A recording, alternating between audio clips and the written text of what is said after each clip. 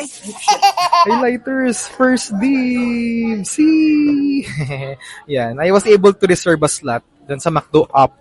Kaya nakakuha tayo in advance. And ang release talaga nito is on 26. Yan. So, let's see who we've got. Ala, nakaka-excite. Kinakabahan ako. Actually, my bias is Jungkook and my bias striker is Jimin and Taeyong or V. Yan. So, let's see. Sorry. Which one do we got? Hey. Oh my God. Hindi ako namili this time. Binigay lang to. And, check natin. Hello.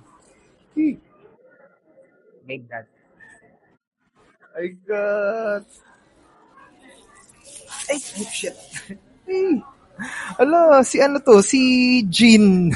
Ah, my God. Okay lang. Actually, kung ilalang ko sila sa 7 kasi, my third would be V, my fourth si J-Hope, fifth si Jin. Anyway, yan. So, sa mga bio si Jin, I've got Jin. Ang ganda oh. So, good luck on your first dibs, highlighters, and armies. Sana makompleto nyo lahat since it's a blind box.